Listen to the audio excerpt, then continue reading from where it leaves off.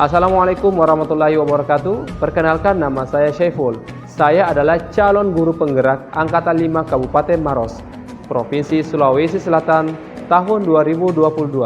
Pada kesempatan kali ini saya akan membagikan pemahaman terkait budaya positif yang akan diterapkan di sekolah. Saya membaginya kepada teman-teman guru yang ada di SDN 2 Maros. Terima kasih, semoga bermanfaat bagi kita semua. Selamat menyaksikan. Assalamualaikum warahmatullahi wabarakatuh. Waalaikumsalam warahmatullahi wabarakatuh. Alhamdulillahirrahmanirrahim. Puji syukur kepada Allah Subhanahu wa Ta'ala atas limpahan rahmat dan hidayahnya sehingga kita dapat berkumpul di tempat ini untuk melaksanakan bagaimana kegiatan kita sehari-hari. Lalu kita aturkan salawat dan salam kepada Nabiullah Nabi Muhammad Sallallahu Alaihi Wasallam yang senantiasa memberikan kita jalan yang lurus, jalan yang diridhoi oleh Allah Subhanahu Wa Taala. Adapun pada kegiatan hari ini saya akan menyampaikan atau mensosialisasikan salah satu materi yang ada di guru penggerak yaitu tentang budaya positif. Sebenarnya saya akan membawakan materi ini insya Allah selama 60 menit ke depan. Baik, kita mulai saja tentang budaya positif. Pertama, kita harus mengucapkan salam dan bahagia kepada kita semua. Jadi sebelum kita masuk ke kelas atau isi, kita harus biasa berbahagia pada masuk ke kelas supaya kebahagiaan itu tersalurkan kepada anak-anak. Adapun materi yaitu tentang budaya positif, yaitu yang dikembangkan oleh pengembangnya adalah Andi Nurkahyani SPD MS, dia Samsyati Rajasa MSc, Dr. Murti Ayu Wijayanti MPD.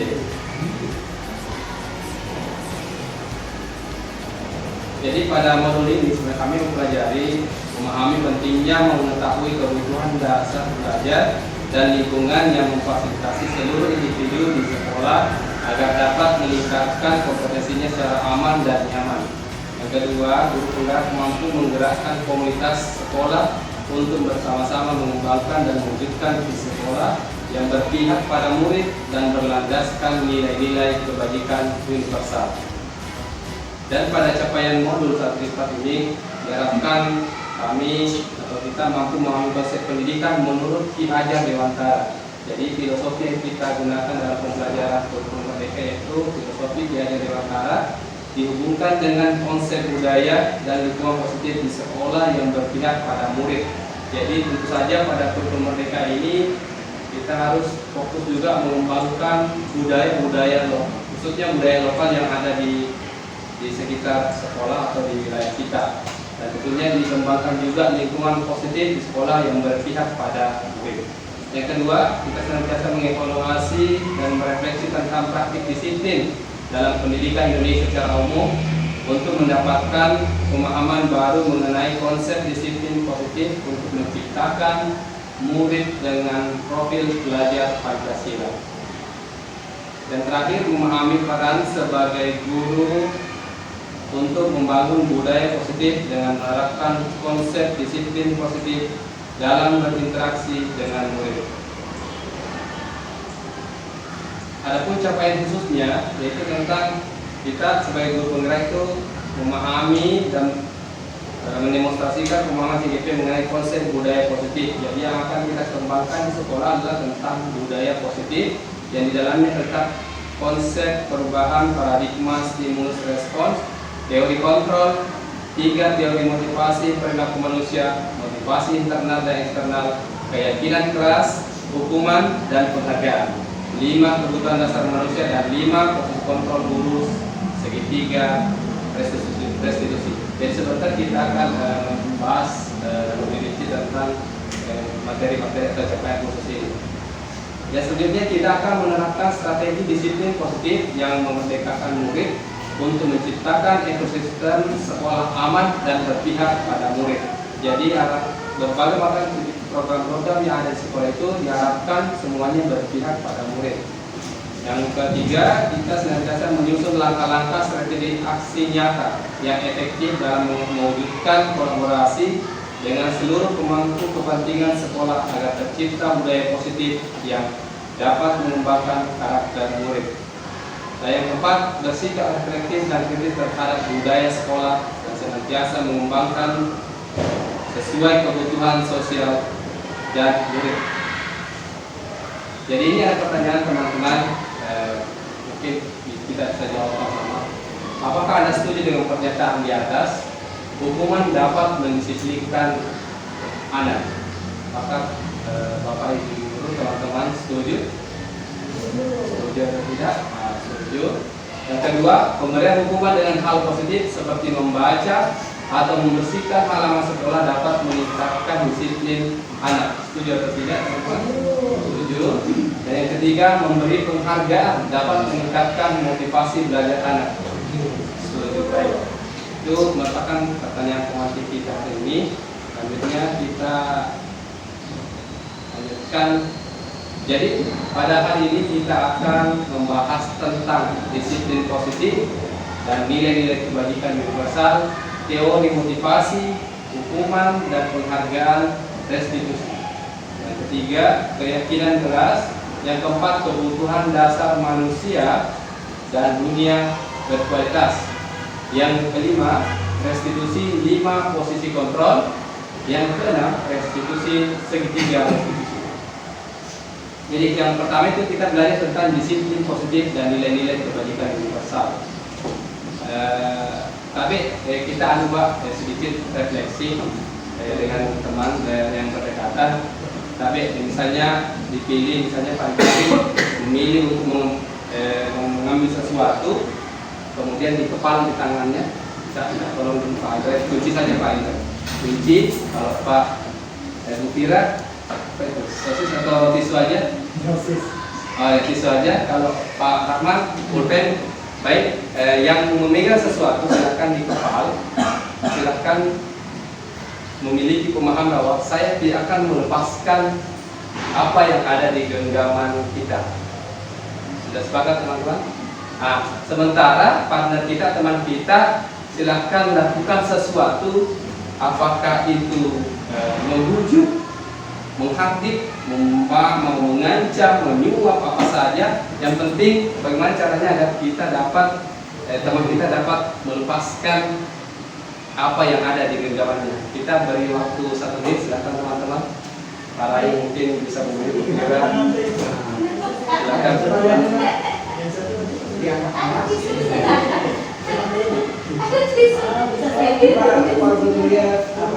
Tidak bisa.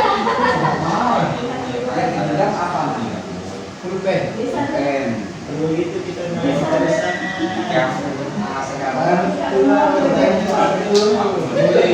bagaimana cara memegang pulpen pada saat menulis coba?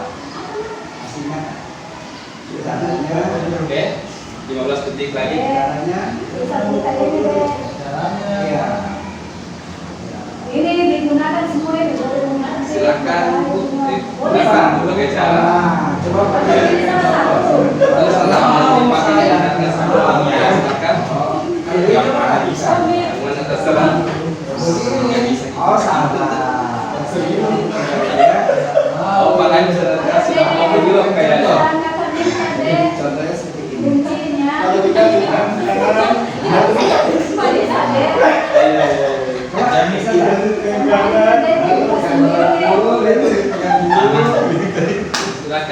Bisa deh. Tidak perlu dimakan sebentar. kenyang mau begini. Bisa dan bisa deh. Kuncinya. Iya. Kalau Tadi merampas. salaman apa? Baik, 5, 4, 3, 2, 1. Terima kasih. Sudah bisa terbuka. Ya, alhamdulillah ada satu orang yang berhasil, yang lain juga. Ini bukan tentang kalah menang ya. Ini hanya sekadar paradigma di sini. Jadi tentang paradigma tersebut. Sebenarnya maksud dari pertanyaan itu ini tentang mindset atau pemahaman kita. Kita punya prinsip bahwa atau ada yang bisa simpulkan dari permainan tadi atau kegiatan tadi. Mungkin teman-teman ada yang simpulkan apa sih yang terjadi atau apa apa sih maksudnya dari kenapa kita si A dan si B melakukan itu. Ada yang punya genggaman kemudian tidak mau melepaskan, ada yang bukan wujud.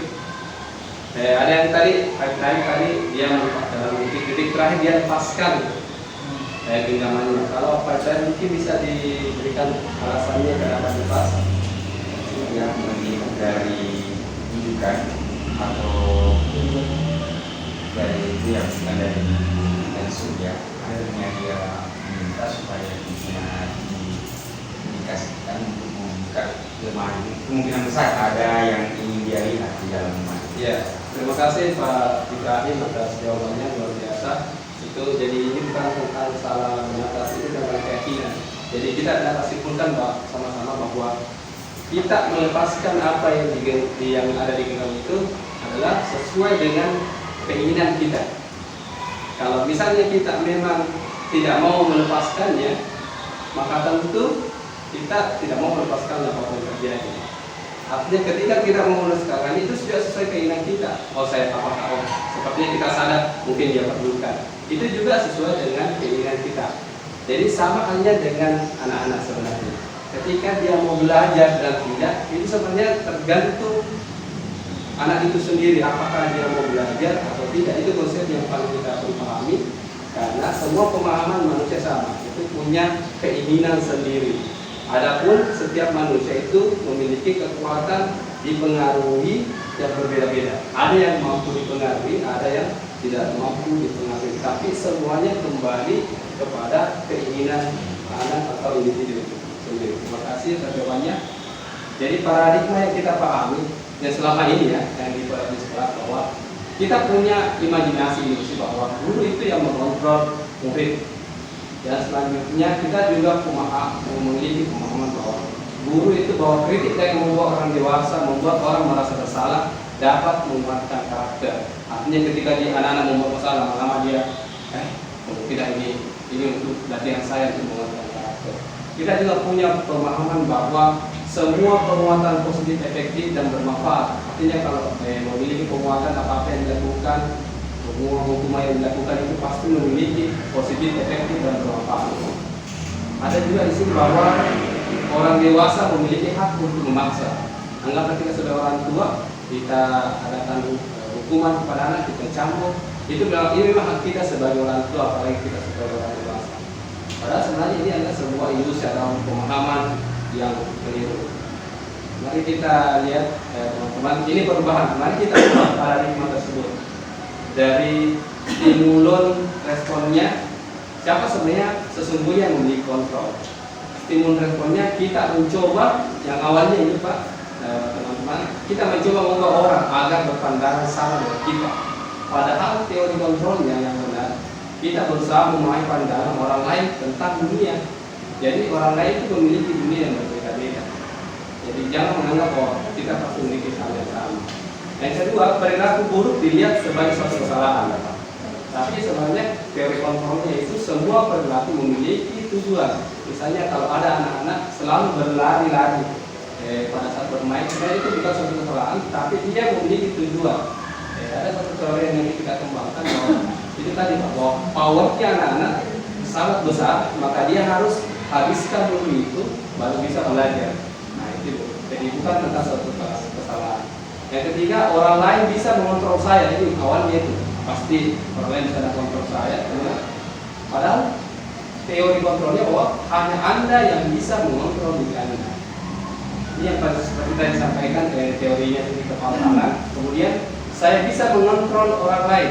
Padahal itu kita tidak bisa mengontrol orang lain. Nanti dikembangkan sebentar selanjutnya ada materi yang sini Pak.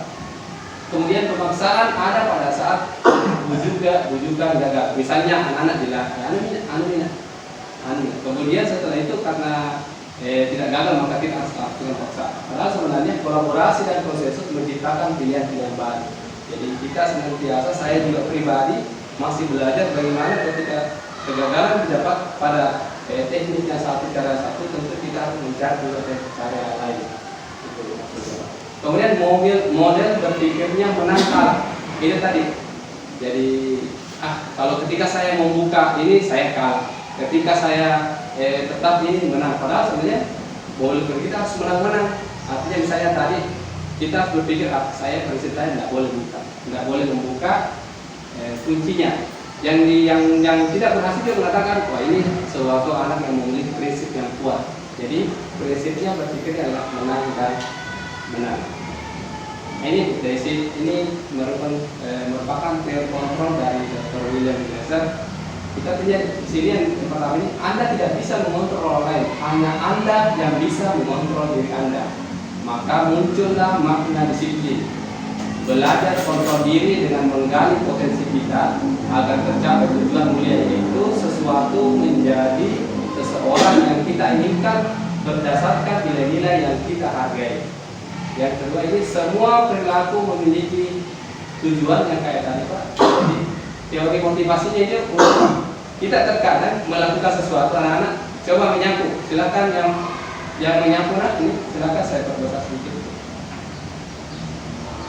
Terkadang anak-anak mengatakan, sapu kita. Apa motivasinya anak-anak untuk melakukan? Yang pertama, dia ini sebenarnya biasanya nomor satu itu untuk menghindari hukuman. Kalau saya tidak melakukan itu pasti dihukumkan. Biasanya begitu. Yang kedua, untuk mendapatkan imbalan. Biasanya kalau mau melakukan sesuatu, kalau saya lakukan ini pasti catat nilai tinggi Padahal sebenarnya itu harus kita terkadang juga yang ketiga itu untuk menghargai diri sendiri. Saya ini memang kata saya pasti sebentar ini saya akan lebih baik, merasa bangga atas diri kita. Itu motivasi diri. Nah, untuk menghargai diri sendiri ini maka muncullah nilai-nilai kebajikan universal. Ini yang kebajikan sebagai universal nanti ada dikembangkan sebentar, dan menuju keyakinan kelas. Yang tidak teman-teman yang selama ini kita buat adalah tata tertib sekolah. Tata tertib atau kesepakatan apa ini. Ternyata insya Allah sebentar kita akan belajar tentang bagaimana membuat tata tertib itu menjadi keyakinan kelas. Jadi ini betul-betul kesadaran bahwa ini yang akan kita lakukan. Kemudian kita juga sebentar akan mempelajari model berpikir menang-menang, kolaborasi konsensus, menggunakan pilihan-pilihan baru. Ada juga 5 posisi kontrol. Ini sebentar kita kembangkan. Ada posisi penghukum. Ini guru bagi guru ini. Ini posisi kontrol kita sebagai guru. Apakah kita sebagai posisi penghukum? Apakah pembuat rasa bersalah? Apakah kita guru sebagai teman? Apakah guru sebagai pemantau? Apakah kita guru sebagai pengajar? Dan ini dari ketika ini sampai ke ujung ini, awalnya ini menuju ke sini, itu akan menuju ke segitiga restitusi yang gunanya untuk menstabilkan identitas, validasi kebutuhan, dan menanyakan keyakinan. Dan terakhir ada 5 kebutuhan dasar manusia yang kita jelaskan. Ini yang pertama, kita bertahan hidup. Ini kemudian penguasaan, kasih sayang, dan rasa diterima, dan kesenangan dan kebebasan. Menurut teori pendidikan bahwa anak-anak itu bisa melakukan pembelajaran terbaik ketika ke-5 kebutuhan dasar ini dapat tercapai. Ternyata ditelusuri, ternyata ini bukan hanya berlaku untuk anak-anak, tetapi berlaku juga untuk orang dewasa.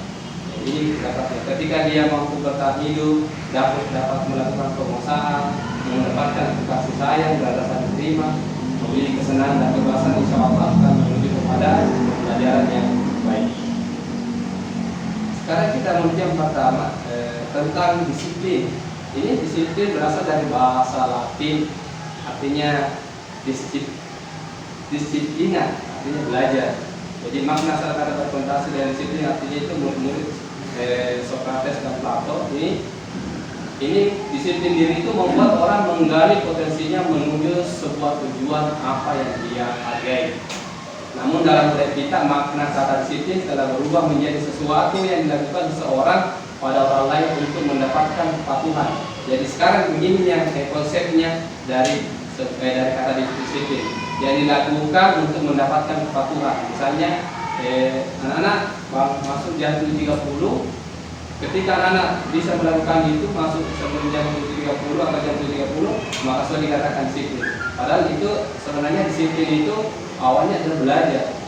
Jadi ketika belajar itu dia harus melakukan sesuatu itu secara berkesinambungan. Kemudian di sini Kecenderungan umum adalah menunjukkan atau pada disiplin dengan ketidaknyamanan, bukan dengan apa yang kita hargai atau pencapaian suatu tujuan. Terkadang itu kata-kata disiplin ini kalau sekarang erat kaitannya dengan kata keterpaksaan, tidak nyaman. Misalnya maaf, misalnya dalam suatu sekolah ada kepala sekolah yang menerapkan disiplin dalam hal ini dalam bentuk penekanan suara atau penekanan pengawasan, itu terkadang kita muncul rasa ketidaknyamanan. Padahal itu dasar disiplin itu bukan di situ, tapi di sini adalah untuk mendapatkan kepatuhan dan dasarnya adalah ketika belajar. Dan ketika belajar itu tidak ada istilah keterpaksaan, adanya hadikan atau apapun itu. Jadi di sini nilai-nilai kebajikan sebenarnya yang sedang dipersalu bahwa sifat manusia merupakan tujuan mulia yang ingin dicapai setiap individu, yaitu nilai tersebut bersifat universal, lintas bahasa, suku, bangsa, agama maupun latar belakang. Jadi setiap perilaku perbuatan memiliki suatu tujuan. Jadi setiap apa yang dilakukan anak itu, baik guru atau mahasiswa itu, pasti kita memiliki suatu tujuan. Kemudian dengan mengaitkan nilai-nilai kebajikan yang diimini seseorang, maka motivasi intrinsik akan terbangun, sehingga menggerakkan motivasi dari dalam untuk mendapat mencapai tujuan yang mulia yang diinginkan.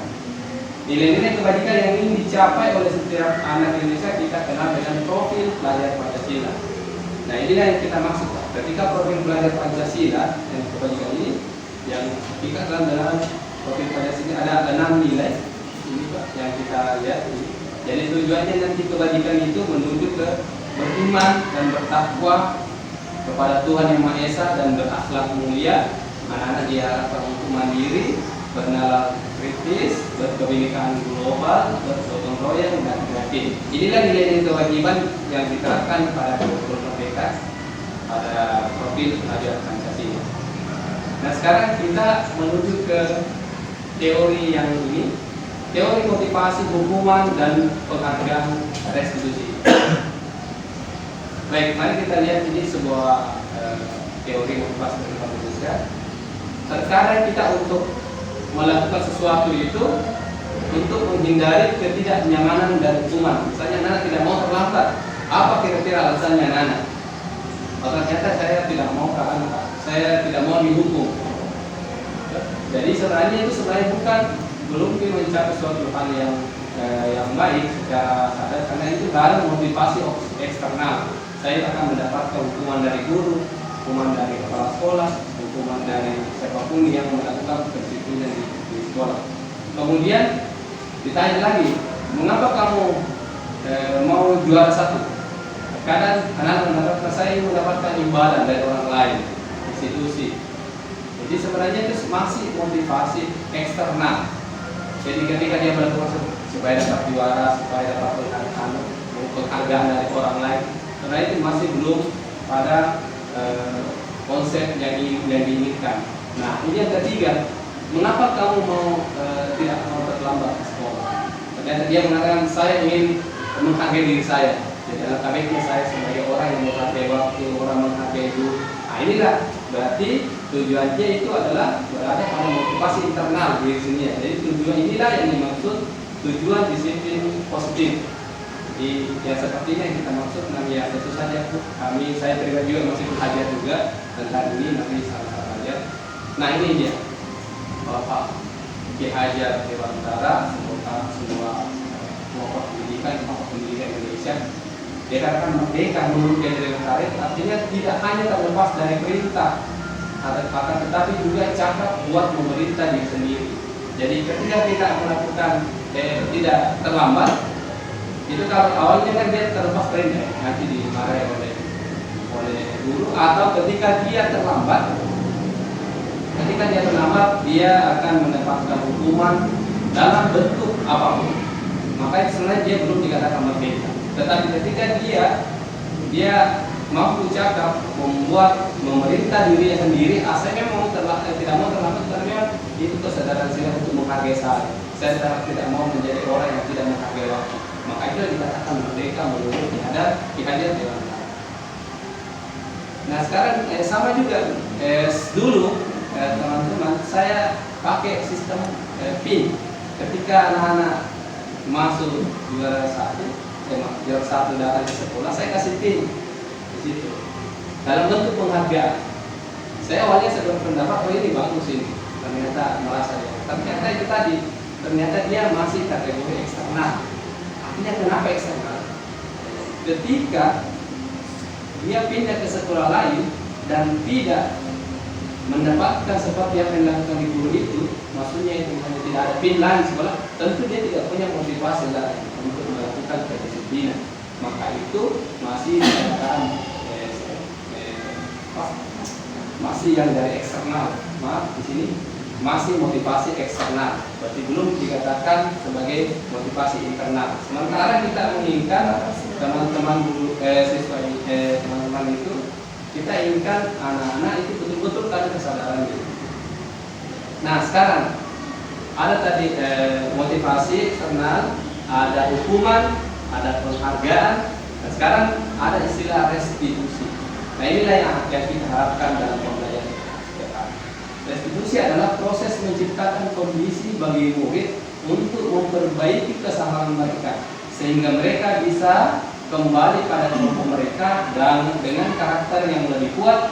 Restitusi juga merupakan proses kolaboratif yang mengajarkan murid untuk mencari solusi untuk masalah mereka dan membantu murid berpikir tentang orang seperti apa yang mereka inginkan menjadi dengan mulia dan bagaimana mereka harus memperlakukan orang lain.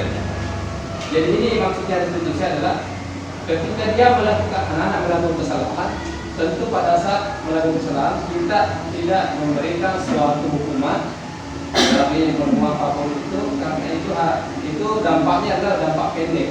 Jadi ketika misalnya dia melakukan sebuah kesalahan dan kita langsung hukum, misalnya lompat kodok, itu akan mungkin terjadi lagi ke depan karena memang bukan dia tidak secara kesadaran, hanya kesadaran internal. Maksud saya ketika di sekolah itu atau di kelas itu menerapkan itu dan di kelas lain ternyata tidak, atau kebetulan diganti oleh guru lain yang tidak melakukan, tentu dia tidak akan memiliki kesadaran lain dalam melakukan kedisiplinan. Maka ini tujuannya restitusi. Nah, mari kita lihat cirinya restitusi. Restitusi itu di atasnya hukuman dan penghargaan. Jadi bukan untuk menembus kesalahan, namun untuk belajar dari kesalahan. Kemudian memperbaiki hubungan, adanya tawaran. Ini sebentar dari teorinya Bu, bagaimana praktiknya. Kemudian restitusi menuntut untuk melihat ke dalam diri. Restitusi mencari kebutuhan dasar yang mendasari tindakan. Restitusi adalah cara yang paling baik. Restitusi fokus pada karakter, bukan tindakan. Jadi kita selama ini ketika melakukan suatu tindakan, sebab dari tindakan anak terlambat, kita akan langsung melakukan tindakan, dihukumlah atau diapa. Sebenarnya bukan seperti itu. Kemudian restitusi fokus pada solusi, dan restitusi mengembalikan murid yang berbuat salah pada kelompoknya.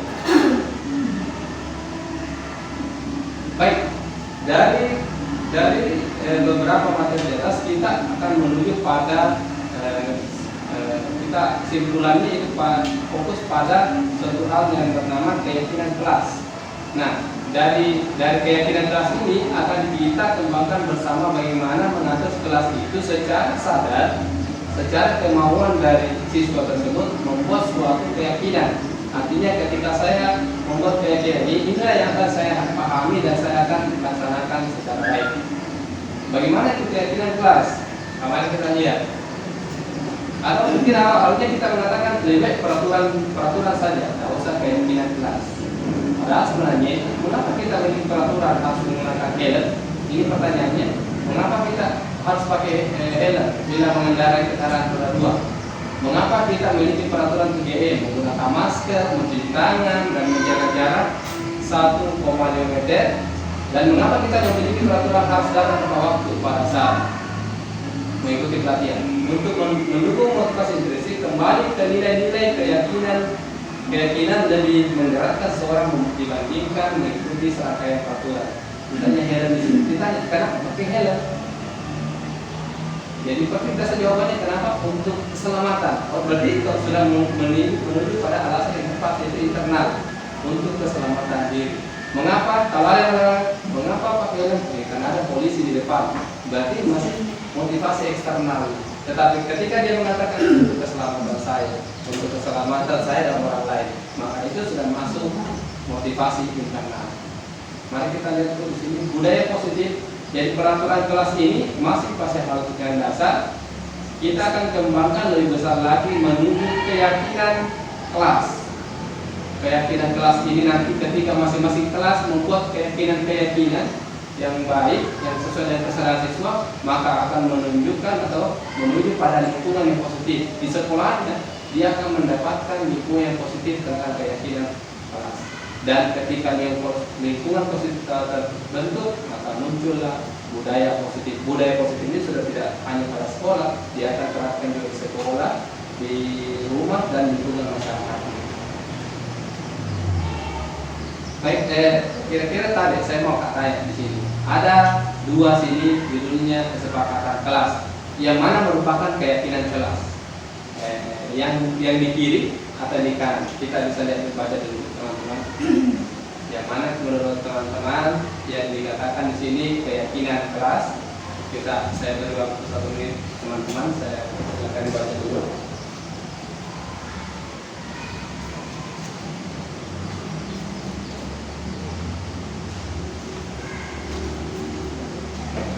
Bisa dibaca.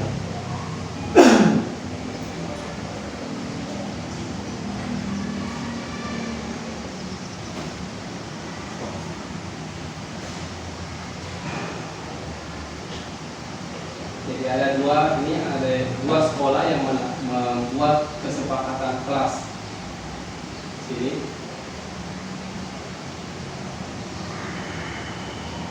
Yang satu mengatakan yang sebelah sini, sebelah kiri datang tepat waktu mengucapkan salam. Assalamualaikum. Silakan Pak.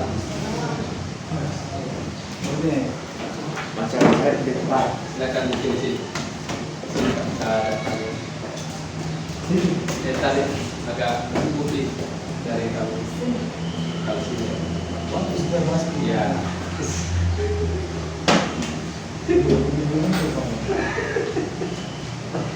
Baik, kita lanjut teman-teman. Kita lihat yang mana kira-kira minta, yang mana keyakinan kelas, yang sebelah kiri atau sebelah kanan. Ini menjaga kebersihan sekolah, berdoa sebelum dan sesudah kegiatan, aktif dalam pembelajaran, tertib. Dari sini kami guru dan murid saling menyayangi. Kami murid yang semangat belajar, kami murid yang peduli dengan teman-teman. Yang mana menurut teman-teman ini keyakinan kelas? Kalau menurut saya Yang di kanan Pak. ya. Ya mungkin Bapak punya alasannya. Alasannya kalau saya bandingkan dengan yang di sebelah kiri, itu sebelah kiri itu nampaknya itu 100% itu menuju ke tata tertib yang dibuat. Ya. Meskipun sudah ada kesepakatan di dalam kelas pada saat membuat itu, tapi saya dengan adanya itu tuh belum yakin akan terlaksana seperti itu. Adapun terlaksananya mungkin beberapa persen, sekian persen tidak maksimal. Itu pun dengan ada unsur keterpaksaan dari warga kelas itu menurut saya. Baik, terima kasih atas jawabannya ini luar biasa Pak. Ini sudah tepat sekali bahwa kalau di sini terkesan seperti peraturan kelas dan tidak memiliki tujuan, hanya langsung sebuah aktivitas, bukan tujuan akhir, hanya sebagai sebuah aktivitas. Menjaga kebersihan sekolah itu sebuah aktivitas, tapi tidak memiliki tujuannya apa? Kenapa kita harus menjaga sekolah? Sementara di sebelah kanan itu kami guru dan murid saling menyayangi. Nah inilah tujuan kita itu dalam kelas itu kita saling menyayangi, berarti sudah ada tujuan. Kemudian kami murid yang semangat belajar. Tujuannya kita ada sekolah itu bagaimana cara menciptakan sekolah atau kelas yang semangat dalam belajar. Dan kami murid yang peduli dengan teman-teman ini. Ketika anak-anak itu memiliki kepedulian teman-teman, tentu saja memiliki dampak yang baik dalam kelas atau sekolah tersebut. Terima kasih jawabannya luar biasa Pak. Ini sudah terjadi. Nah, untuk membuat keyakinan kelas, ini ada beberapa contoh di sini. Saya beri contoh satu ini. Yang pertama itu yang mau dikembangkan itu dalam keyakinan kelas ada rasa hormat. Kami meyakini bahwa sangat penting untuk menghormati semua orang dan barang milik orang lain. Dan bekerja, kamu meyakini bahwa sangat penting untuk mengerjakan segala pekerjaan atau mengikuti kegiatan yang telah ditugaskan dan diterima dan dimiliki. Kami meyakini bahwa sangat penting untuk merasa diterima pada suatu kelompok dan saling peduli satu dengan yang lain. Jadi sebenarnya itu kalau mau melihat pendalaman keyakinan kelas ini bisa dilihat di sini. Kalau rasa hormat, misalnya rasa hormat kita mau kembangkan, terdengar apa? Apa yang bisa kita dengar? Kalau misalnya ada rasa hormat, kalau teman-teman bisa berikan contoh rasa hormat. Contohnya kalau terdengar, jadi ketika terdengar maka akan terdengar sapaan, selamat pagi Pak, selamat pagi, atau assalamualaikum. Itu akan kita dengar ketika rasa hormat yang akan kita kembangkan. Yang terlihat, kalau kita terlihat itu rasa hormat, dan bagaimana? Kita akan melihat anak-anak akan yang saling menyapa atau saling tersenyum atau saat membukukan badan ketika jalan di depan atau dalam bahasa Bugis maka dia patabe itu akan kita akan melihat. Kemudian berperilaku ketika terjatuh ada yang menolong, ucapkan terima kasih. Kita melihat selalu ada yang bantu temannya. Ketika ada bertolak ada yang melerai. Itu akan kita dengar, yang akan kita lihat dan akan melihat perilaku apa ketika rasa hormat yang dikembangkan. Hampir sama ini kalau bekerja. Kalau bekerja juga seperti itu. Kalau kita mau lihat orang dalam lingkungan sekolah ada aspek bekerja yang kita lihat, kita akan mendengar apa? Kalau kita lihat. Dan misalnya kalau kita lihat misalnya bisa nanti saya yang sapu Pak, saya yang sapu. Sini saya yang sapu Pak. Atau boleh saya bantu? Nanti saya chat Pak. Ya nanti saya bantu yang chat. Ini saya yang bantu yang chat. Itu kata-kata itu ketika aspek bekerja dikembangkan maka akan terdengar kata-kata itu. Saya Pak sama-sama chat ini, sama-sama chat ini. Itu betul-betul terlihat kalau bekerja, wah kita tentu saja kita lihat ada di orang manja, macet, ada di kepala sekolah manja macet, ya seperti itu yang kita bisa lihat dan perilaku itu kita lihat pakaiannya.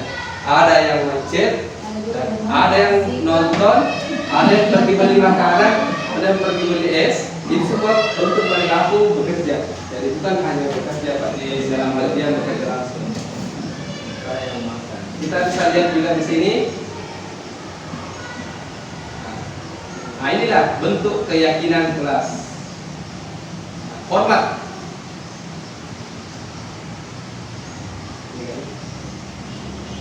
Jadi ketika hormat mau dikembangkan, kita akan melihat apa?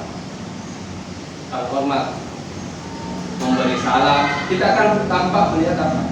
Orang memberi salam, apalagi meminta maaf, atau mengucapkan terima kasih, mengucapkan beberapa hal-hal yang berkaitan dengan rasa hormat. Nah, ketika ini ditampak seperti akan ada juga yang tidak tampak seperti misalnya cuek, acu tak acu tentang ketika kegiatan acu tak acu cuek. Kemudian ketika berbuat salah dia tidak minta maaf. Itu jadi kebalikannya. Ada yang tampak seperti, ada tidak tampak seperti. Ada yang kalau bekerja juga seperti itu. Ada yang kerja tampak apa? Bekerja bersama, saling kerjasama. Yang tidak tampak itu seperti apa? Ya, saja tidak tampak pendidikan. Kemudian diterima dan tidak dan dimiliki, tampak seperti. Artinya ketika ada suatu kegiatan, ada suatu hal-hal yang ada di kerja sekolah itu, maka ketika tampak seperti dia kompak, hanya satu membersihkan, semua membersihkan. Kemudian tidak ada misalnya satu orang yang diterima saja, yang lain tidak. Jadi tidak semua dalam keadaan diterima dan dimiliki. Sama di kelas, kalau biasanya terkadang ada anak sekolah yang betul-betul satu orang selalu menyendiri, berarti rasa diterima dan dimilikinya tidak ada. Ini tugas kita untuk mengetahui dia sebenarnya mau seperti apa sih di sini untuk memilikinya, untuk memahaminya. Jadi ada contoh sini, datang tepat waktu, menyapa teman, mengembalikan barang, Nah, ini yang paling biasa kan mengembalikan ini. Kalau rasa hormat itu dia mengembalikan barang teman yang telah dipinjam dan mengucapkan terima kasih. Kalau yang tidak tampak itu dia biasanya kalau mengembalikannya ya rasa hormat tidak. Titip ekskul dia bisa langsung lempar saja ke temannya. Ini kan tidak tampak. Ini yang anak-anak perlu pahami sebenarnya. Terkadang kita hanya menyampaikan jangan berkelahi. Hanya hal-hal yang ini saja setengah. Datang tepat waktu ya. Kita sampaikan datang tepat waktu. Harus menyapa teman, mengembalikan. Anak-anak tidak dia sampaikan bahwa yang tidak baik itu seperti apa. Nah? Itu yang terkadang. Bahkan tidak ada. Kalau orang disiplin datang tepat waktu, yang tidak baik seperti apa? Oh, yang datang terlambat Pak. Itu yang terkadang tidak pahamkan kepada anak. Bahwa sebenarnya kalau datang tepat waktu itu ada hal buruknya juga yang kebalikan dari itu. Kita kan terkadang hanya menyampaikan datang tepat waktu ya sampai teman tak, sampai guru tak, kembalikan teman tak. Kita tidak menyampaikan juga hal-hal yang tidak sesuai atau mencerminkan rasa hormat. Jadi ketika dia tidak, misalnya dia berbuat salah, dia tidak tahu ini dalam kategori apa kan? Karena dia tidak dipahamkan bahwa ternyata saya ini dalam kategori tidak hormat. Karena selama ini guru hanya menyampaikan bahwa hormat seperti ini. Tentu ada sebuah kasus nyata, seorang anak menangis, misalnya ada teman, dia menangis pulang karena dia menemukan temannya yang sering membuli dia. Sering memberikan ejekan, sering melakukan perbuatan jahat. Kenapa bisa seperti itu? Karena dalam didikannya dia tidak pernah dididik atau tidak diperkenalkan di dunia bahwa ada memang anak yang seperti ini. Anak yang suka membuli, ada yang suka mengejek, ada yang suka menjahili. Dia hanya mendapatkan ajaran dari sekolah loh, berbuat baik, berbuat ini, hal-hal yang positif. Jadi ketika dia mendapatkan itu dia tidak punya solusi, tidak punya kreativitas bagaimana saya menghadapi ini karena selama di sekolah atau di lingkungan rumahnya dia tidak pernah disampaikan bahwa ada itu di dunia luar itu ada memang orang seperti begini cara menyiasati ini. Ini bekerja, ada tekun bekerja, menyimak guru, menyerahkan tugas tepat waktu. Kalau dalam kelas ini tuh, ini.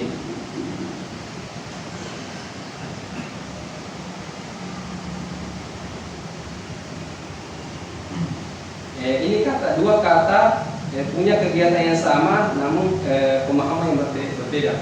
Kita selalu mengatakan kembalikan buku pada tempatnya.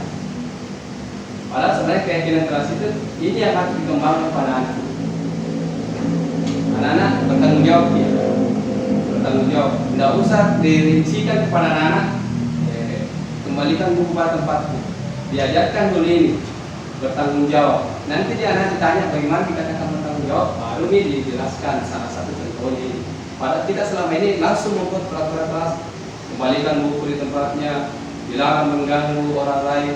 Ini padahal kita menuju keyakinan kelas itu harus sampaikan ke ini. Biarkan orang menghormati orang lain. Hadir di sekolah 15 menit sebelum pembelajaran itu menghormati. Sebenarnya keyakinan itu menghormati orang lain dan berkomitmen. Harus berkomitmen. Jadi tidak ingin terlalu ditekankan ke ini, berkomitmen mesti. Karena ketika anak berkomitmen maka akan menuju ke hal yang lebih pada motivasi internalnya. Dilarang melakukan kekerasan. Jadi anak-anak selalu sampaikan ini, dilarang melakukan kekerasan, dilarang berkelahi. Anak-anak juga sampaikan ini pada keselamatan dan menghormati orang lain.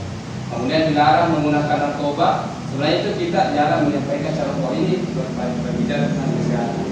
Bergantian atau menunggu giliran, ini menghormati orang lain dan bersahabat. Gunakan masker, ini berkaitan dengan kesehatan dan keselamatan. Jangan berlari di kelas atau koridor, ini yang paling sulit. Sampai saya juga mampu. Ini ternyata kalau berbicara keyakinan kelas, ini harus kita berbicara keselamatan dan keamanan. Jadi ini dasar-dasarnya untuk membuat keyakinan kelas. Saya juga pribadi sejak nanti kita berembuk bagaimana membuat keyakinan yang baik, buat keyakinan kelas yang baik. Kemudian ini ada namanya materi yang dihukum oleh penghargaan. Semula ada 5, sekarang ada 8. Jadi hukuman penghargaan itu kita selama ini menganggap penghargaan itu sebenarnya baik. Selama ini saya juga berpikir, dan pada saat itu saya juga pertemuan dengan teman-teman guru penggerak, saya selalu mengatakan ini justru penghargaan yang baik. Ternyata penghargaan itu sebenarnya sebuah hukuman. Contoh, penghargaan jangka pendek dan jangka panjang. Itu jangka pendeknya itu memang awalnya senang, tetapi jangka panjangnya dia akan memiliki konsep bahwa saya harus juara. Konsepnya dia harus juara. Karena itu yang saya maksud, bahwa ketika juara maka saya akan dipuji. Itu konsepnya. Saya harus juara karena kalau yang hanya juara yang dipuji. Ya. Mari kita lihat fenomena sekarang. Siapa yang selalu dipuji yang diangkat? Tentu yang juara. Maka sebenarnya itu dia sudah tidak merdeka dalam belajar. Dia sudah dikungkung atau di penjara dalam hal seperti ini. Kemudian penghargaan sebenarnya itu menghukum. Artinya dia harus memiliki posisi, kalau saya tidak juara, saya harus mendukung. Jadi kapan anak-anak tidak mendapatkan juara atau kalah dalam berpotensi, maka dia akan drop. Kemudian itu penghargaan juga mengurangi ketepatan. Pernah penghargaan juga tidak efektif dan penghargaan merusak hubungan. Ada sebuah teori dari Amerika, maaf kalau saya salah. Satu diiming-imingi, panggil dulu. Kalau buat sebuah lukisan, kalau benar, cantik, lukisan maka lukisan akan diberi hadiah ya. Yang satu dipanggil lagi, buat lukisan yang indah, saya mau lihat sebentar. Ya satu tidak diiming-imingi apapun, satu dia akan diberi penghargaan. Ternyata setelah dinilai oleh seorang pelukis, lebih bagus hasilnya yang tidak diiming-imingi apa-apa. Kenapa? Itu tadi, karena dia tidak tertekan, tidak memiliki tendensi apapun, dia berkarya dan lebih luas dan lebih bebas untuk meluapkan aspirasinya. Jadi itu yang saya maksud, Pak. Ini salah satu penelitian saya. Ada beberapa penelitian, ya mungkin kurikulum yang kita gunakan kita tidak bisa salahkan juga, tidak sih sebagai guru kan kurikulum yang kita gunakan di Indonesia ya mas seperti itu. Siapa yang juara ya itu yang diangkat, tentu saja ya kita harus lihat saja. Cuman kalau dasar sebenarnya yang jangka panjang itu tentu akan merusak. Itu yang saya maksud tadi dari Finlandia ketika ditanya ternyata kan pendidikan terbaik di dunia di Finlandia. Ditanya kenapa tidak pernah juara OSN, Olimpiade Sains. Ternyata ditanya, kami tahu semua soalnya ini. Kami tahu soalnya, cuma kami tidak mengajarkan siswa kami untuk berkompetisi. Kami tidak mengajarkan siswa kami berkompetisi, kami tidak mengajarkan untuk bagaimana bersaing, tetapi kami mengajarkan siswa kami untuk berkolaborasi, bekerja sesuai dengan kesadarannya. Oke, baik kita lanjut ya tentang penghargaan tadi. Sebenarnya itu kita didukung oleh penghargaan. Penghargaan itu menurunkan kualitas, penghargaan itu mematikan kreativitas, dan penghargaan mengurangi motivasi intensif. Jadi itu tadi bahwa ketika anak-anak berkompetisi, tentu saja bukan motivasi intensifnya karena ingin mengekspresikan diri, mencapai kebahagiaan, tidak. Baik, silakan teman-teman lihat apa yang membedakan dari di atas, tindakan guru di atas, yang mana dikatakan hukuman, yang mana dikatakan konsekuensi. Dari apakah mencatat 100 kali di sini lihat, mencatat 100 kali di dalam buku kalimat saya tidak akan terlambat lagi, karena terlambat ke sekolah itu ternyata termasuk hukuman. Lari memilih lapangan basket 2 kali karena terlambat hadir termasuk hukuman. Murid push up 15 kali karena tidak menggunakan masker ke sekolah termasuk hukuman. Menggantikan kertas tugas teman yang telah dicoret-coret konsekuensi. Membersihkan tumpahan air di meja tulis karena tersenggol pada saat belajar konsekuensi. Murid tidak disuruh mengenakan sepatu seharian sekolah karena tidak mengenakan sepatu hitam hukuman.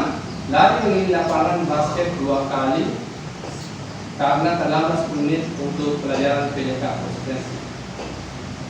Dikatakan hukuman karena ada sanksinya. Dikatakan hukuman karena ada sanksinya. Bahkan konsekuensi tidak ada sanksi. Sementara konsekuensi itu tidak ada sanksinya. Baik, terima kasih. Mungkin teman-teman yang lain punya jawaban? Ya, silakan Pak. Mungkin seperti ini dikatakan hukuman karena melanggar suatu aturan mungkin yang sudah menjadikan suatu kesepakatan. Sedangkan yang konsekuensi itu karena ada pihak yang dirugikan sehingga dia harus menanggung akibatnya itu. Jadi seperti tadi membersihkan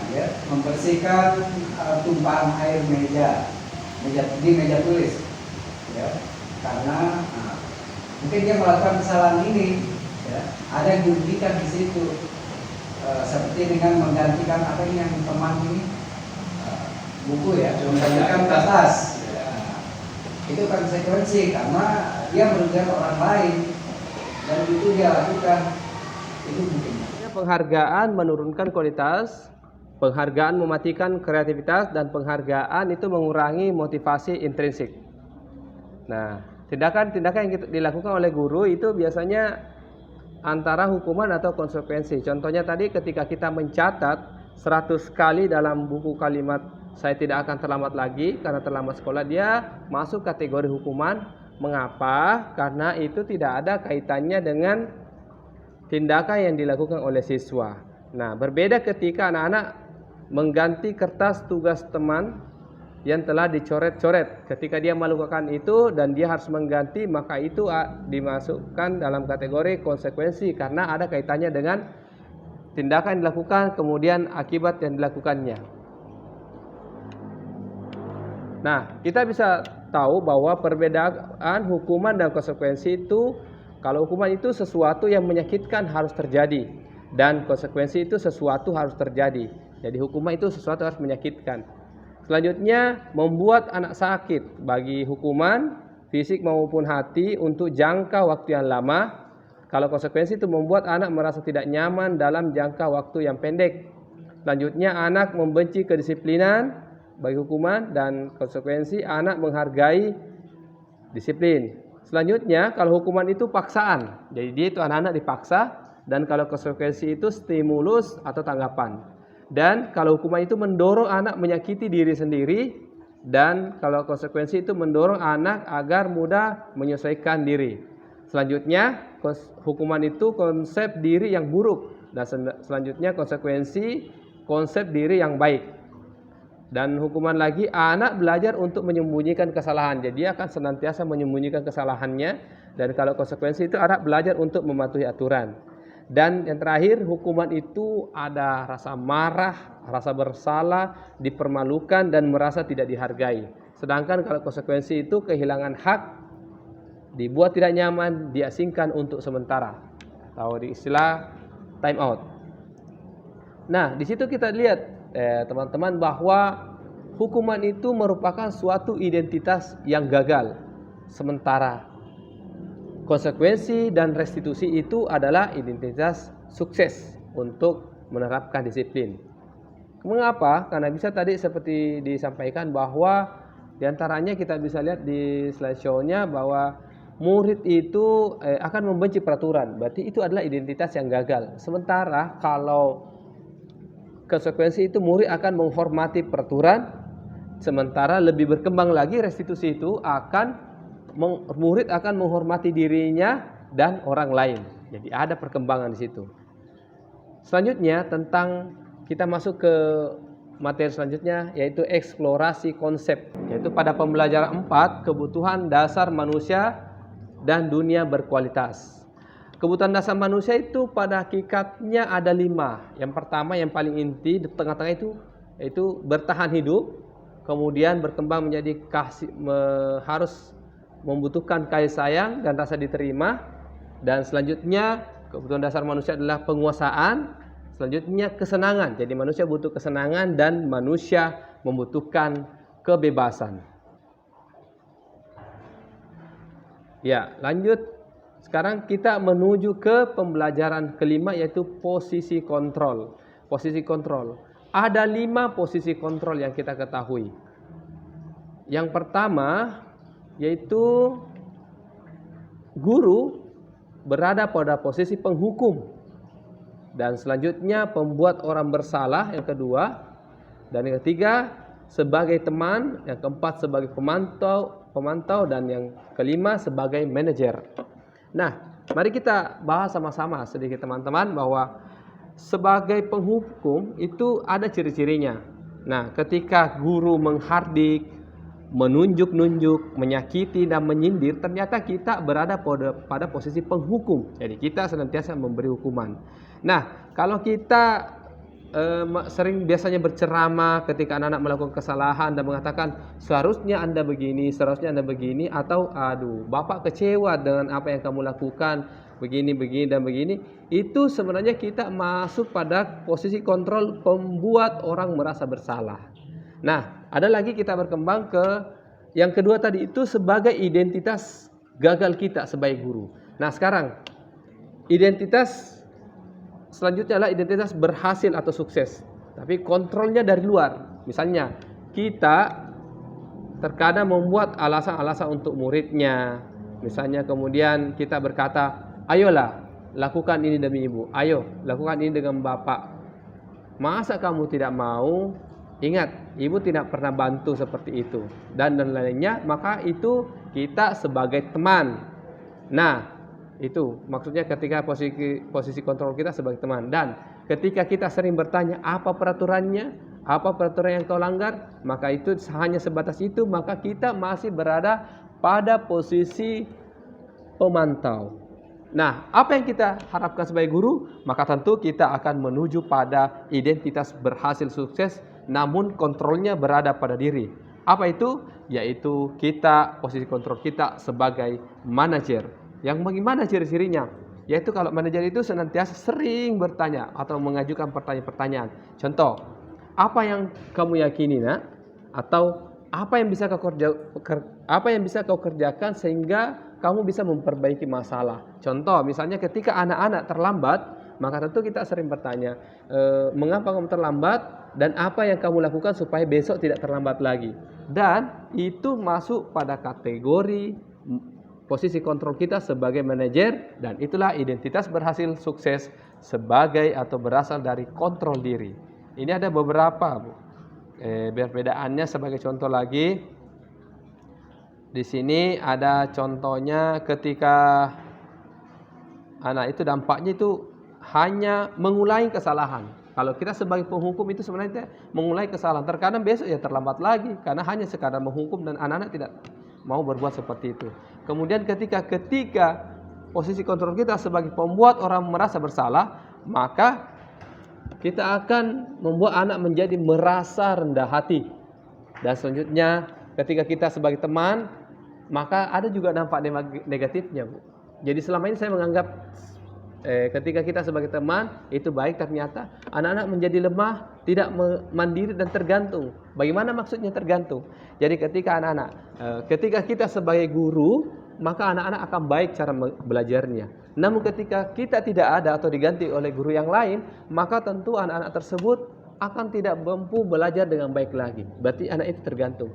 Dan lanjut lagi, jadi ketika kita selalu siswa atau murid menitik beratkan pada sanksi atau hadiah untuk dirinya, maka itu hanya sebagai pemantau. Maksudnya kamu sudah berapa kali rajin ke sekolah, paling cepat ke sekolah, maka kamu dapat hadiah seperti ini. Maka itulah konsep yang dia lakukan.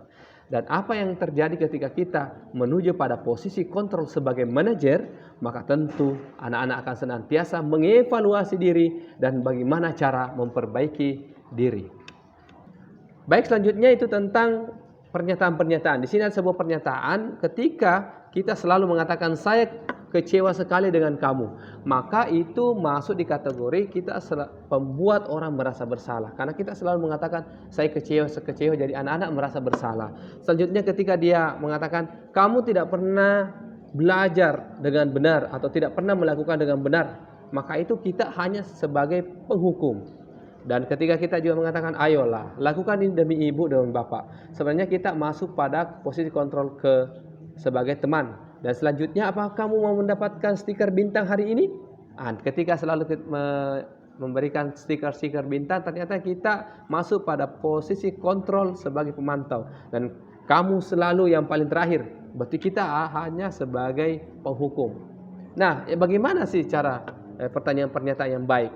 Pernyataan atau pertanyaan yang baik seperti ini. Bagaimana kamu bisa menyelesaikan masalah ini atau masalah yang kamu alami saat ini? Maka itu masuk kategori posisi kita adalah posisi manajer. Baik, kita menuju ke pembelajaran ke-6 yaitu tentang segitiga restitusi. Segitiga restitusi ini ada, mari kita lihat sini ada pertanyaan-pertanyaan yang ada. Tentu di sini pada saat kita menerapkan restitusi kita akan mendapatkan sebuah pernyataan. Kamu tentu punya alasan mengapa melakukan itu. Adakah cara yang lebih efektif untuk mendapatkan apa yang kamu butuhkan? Dan nilai apa yang telah kita sepakati? Kamu ingin menjadi orang seperti apa? Setiap orang pasti pernah melakukan kesalahan. Kamu bukan satu-satunya yang pernah melakukan. Jadi misalnya Bu, ini yang pertama itu, yang pertama ketika anak-anak melakukan kesalahan misalnya terlambat, ini yang kita harus lakukan pertama. Validasi kebutuhan. Ditanya dulu anak-anak, pasti kenapa kita terlambat? Pasti ada alasan tertentu kenapa memang terlambat. Nah, di sini ada yang lebih efektif untuk mendapatkan apa yang kamu butuhkan. Kira-kira apa yang bagus kamu dapatkan yang kamu pakai sehingga kamu tidak terlambat lagi. Setelah divalidasi kebutuhan, kita tanyakan ini, menstabilkan identitas. Ditanya ini, sabar mungkin begitu sih memang. Setiap orang pasti punya kesalahan, sering melakukan kesalahan. Kamu juga bukan satu-satunya yang pernah melakukan ini. Dan ada juga tentang menanyakan keyakinan. Nilai-nilai keyakinan apa yang kita sepakati? Kira-kira nilai keyakinan apa yang kamu langgar, apa yang kita sepakati? Kedisiplinan, misalnya dia terlambat. Kamu ingin menjadi orang seperti apa? Oh, sebenarnya saya ingin menjadi orang disiplin. Jadi apa yang kamu lakukan? Mari kita lihat. Jadi ini, jadi kita harus yang pertama kita lakukan yang pertama adalah menstabilkan identitas dulu. Manusiawi, misalkan berbuat salah itu hal yang manusiawi. Jadi tidak ada manusia yang sempurna. Bapak juga pernah buat salah, yang kita lakukan. Kita pasti menyelesaikan permasalahan ini. Ketika dia terlambat, stabil dulu perasaannya anak. Kemudian setelah itu muncul yang kedua adalah validasi kebutuhan. Kamu kira-kira kalau bagaimana cara supaya tidak terlambat lagi? Bahasa kita ini. Oh ini, apa yang penting bagi kamu? Saya butuh apa? Saya mau saya cepat-cepat bangun. Oke, bagus. Di sini kamu boleh tetap berusaha menjaga sikap itu, tapi tambahan sikap yang lain yang baru. Mau kamu belajar cara lain untuk mendapatkan yang kamu butuhkan tanpa harus memukul.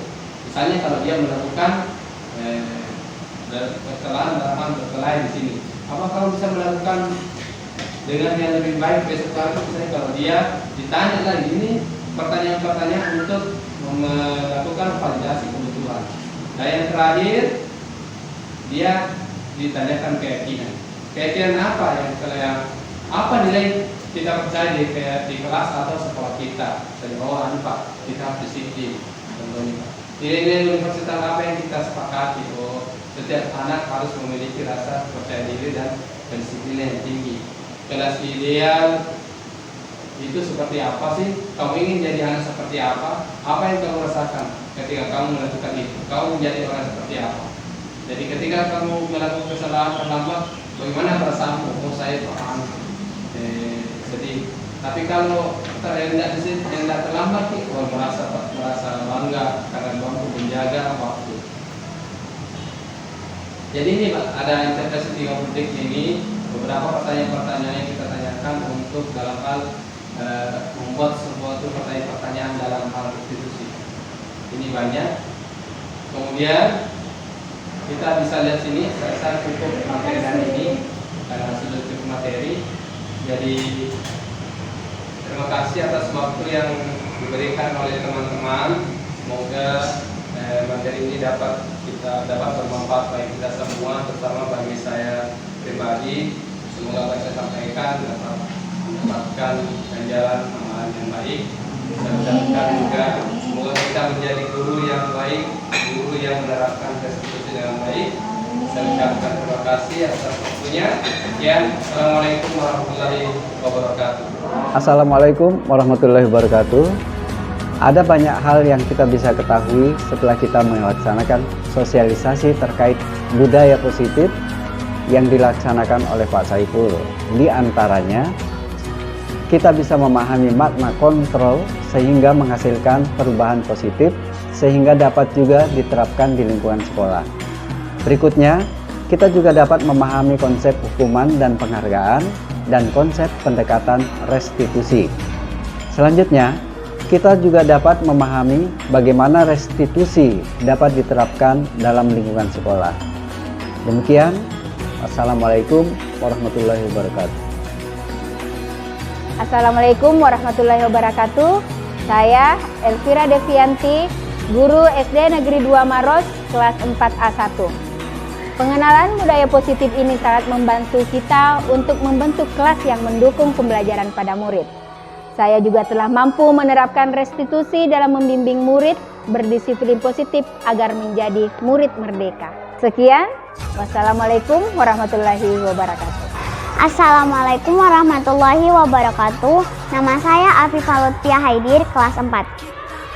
Budaya positif ini sangat membantu saya menjadi manusia yang mampu menghargai diri sendiri. Saya juga bisa lebih peduli terhadap lingkungan atas dasar kesadaran sendiri. Sekian dari saya. Wassalamualaikum warahmatullahi wabarakatuh. Itulah tadi serangkaian kegiatan membagikan pemahaman terkait budaya positif yang ada di sekolah. Semoga dapat bermanfaat bagi kita semua, terkhususnya bagi saya sebagai guru. Terima kasih atas perhatiannya. Assalamualaikum warahmatullahi wabarakatuh.